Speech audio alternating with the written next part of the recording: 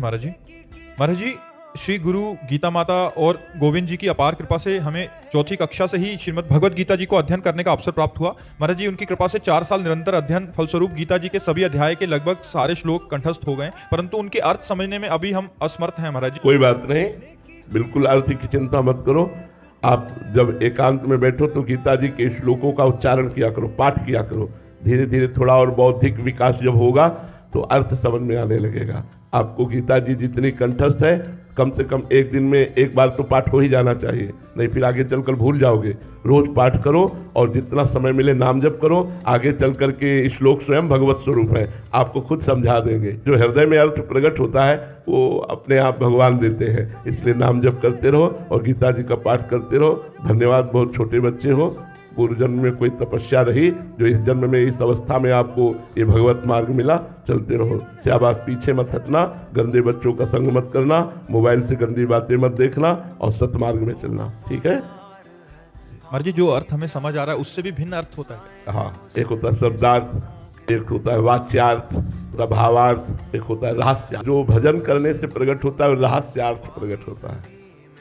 जो भाव में डूबने पर आता है वो भावार्थ होता है। जो संधि विच्छेद करने पर होता है वो शब्दार्थ होता है। और जो वाणी के द्वारा मिलान करके अर्थ किया जाता है वाच्यार्थ होता है। तो काम लायक चीज तो भावार्थ और रहस्यार्थ ही है। भावार्थ भजन करने से ही आएगा, भावार्थ ऐसे नहीं आता। गीता जी जैसे भगवान विराट है, ऐसे गीता जी विराट है, क्योंकि वो अनंत ज्ञान संपन्न है, इसलिए और है। कोई ये नहीं कह सकता कि मैंने जो टीका लिखी इसके आगे कोई लिख नहीं सकता, ऐसा नहीं कह सकता। ऐसा कहना अज्ञान है, क्योंकि गीता भगवान की वाणी है और भगवान जैसे विराट है ऐसे वाणी भी विराट है। कितना भी अर्थ कहो, अभी उसका अर्थ छुपा ही हुआ है, वो भगवान ही समझाए हृदय में बैठ के। सोई जाने जिह देव जलाई वही जान पाएगा। जितना जनाया उतना जान पाया, इसलिए वेद भी जानकर भगवान को नेति नेति कहते हैं।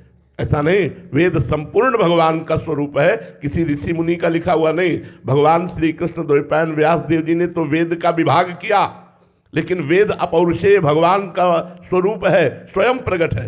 वेदवाणी लिखी नहीं गई, वेदवाणी स्वयं प्रकट हुई है और स्वयं भगवान के स्वरूप का वर्णन करती है और पूर्ण भगवान के स्वरूप का वर्णन करती है। फिर भी वेद कहता है नेति नेति। इतना नहीं, क्योंकि वो अनंत महिमाशाली भगवान को शब्दों में नहीं बांधा जा सकता।